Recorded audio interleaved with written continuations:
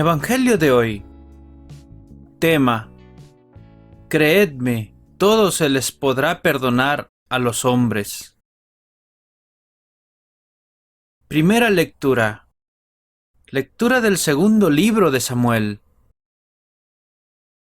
Todas las tribus de Israel se congregaron en torno a David en Hebrón y le dijeron: Somos de tus mismos huesos y de tu misma carne.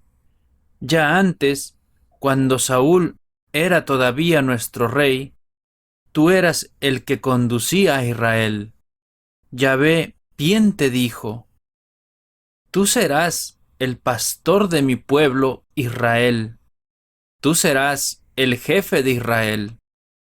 Todos los ancianos de Israel fueron a Hebrón a ver al rey, y el rey David firmó con ellos una alianza en Hebrón, en presencia de Yahvé.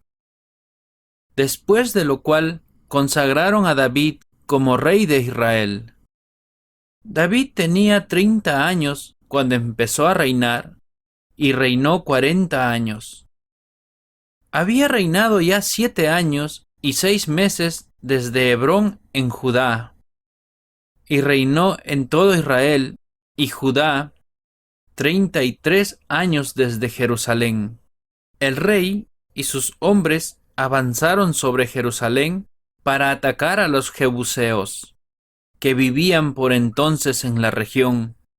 Estos dijeron a David: Tú no entrarás aquí, aunque los ciegos y los cojos fueran los defensores. Pero David se apoderó de la fortaleza de Sión, que es la ciudad de David. David seguía fortaleciéndose sin cesar, y Yahvé, Sabaoth, estaba con él. Palabra de Dios.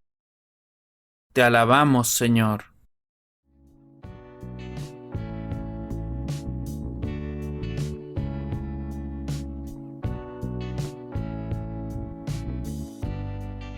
El Salmo responsorial. Mi fidelidad y misericordia lo acompañarán. Un día hablaste en visión a tus amigos. He ceñido la corona a un héroe.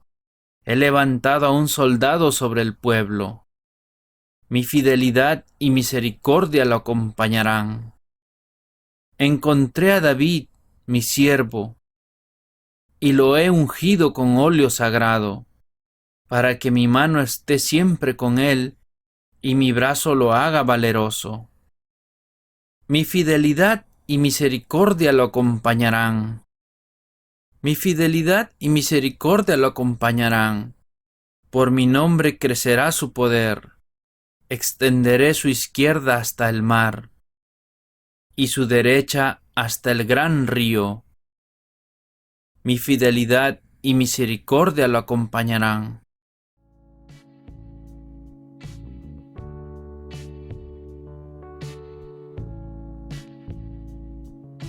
El Evangelio de hoy.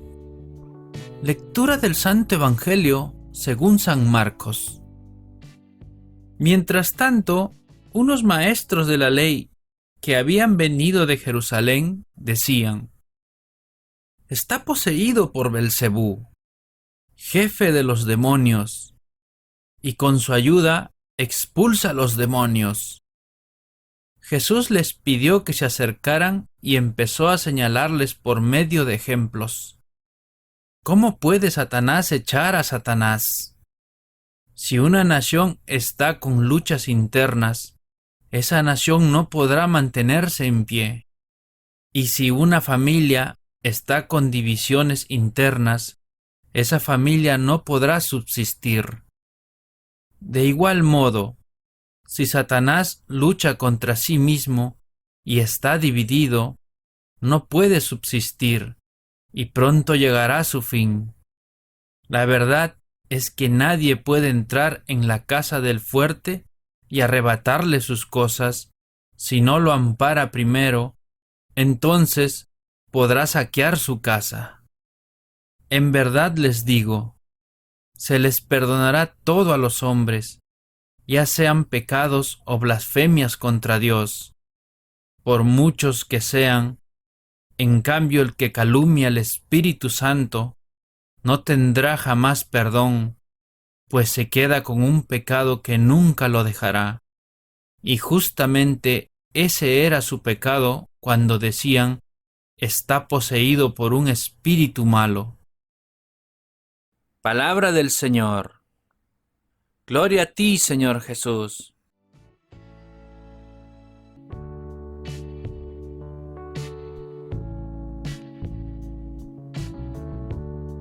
Ahora, hermanos, sigamos con la reflexión de hoy.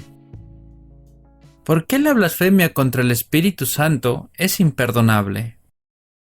Porque se trata del rechazo radical a la gracia que Dios ofrece para la conversión.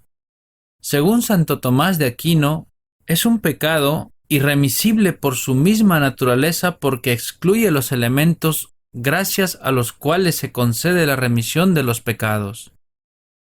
La blasfemia contra el Espíritu Santo es presumir y reivindicar de perseverar en el alma. Es un rechazo al perdón y a la redención que Cristo ofrece. La blasfemia contra el Espíritu Santo es la obstinación contra Dios llevada hasta el final.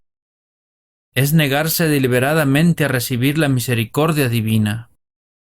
No hay límites a la misericordia de Dios, pero quien se niega deliberadamente a acoger la misericordia de Dios mediante el arrepentimiento, rechaza el perdón de sus pecados y la salvación ofrecida por el Espíritu Santo. Semejante endurecimiento puede conducir a la condenación final y a la perdición eterna. El pecado contra el Espíritu Santo consiste, pues, en la negación de parte de la persona a aceptar la salvación y el perdón dados por Dios.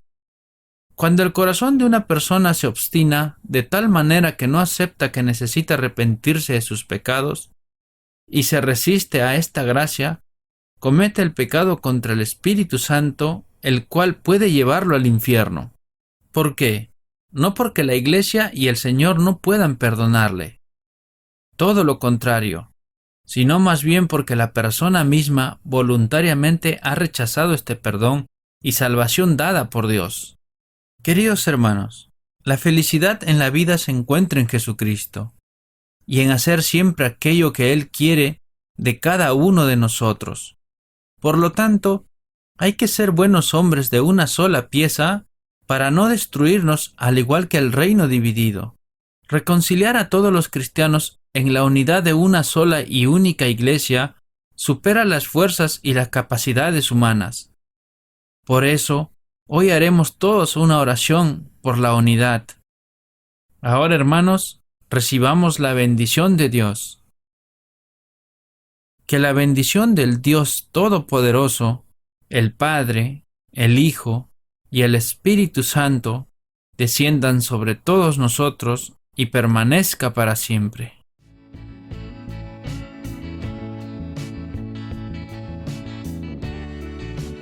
La oración de hoy. Hermanos, pidamos a Dios profunda confianza en Él. Oh Dios bondadoso, que tienes un corazón de padre y de madre, tú que te preocupas por los pobres, por eso, otorga justicia a los oprimidos y da alimento a los hambrientos. En tu Hijo Jesús nos has mostrado cómo hay que dar, no de lo que nos sobra, sino dándonos totalmente a nosotros mismos. Confunde nuestros cálculos mentales y cambia nuestros intereses personales por un compartir generoso para que nuestra forma de dar se parezca a la tuya, sin contar nunca el costo. Te lo pedimos por Cristo nuestro Señor. Amén.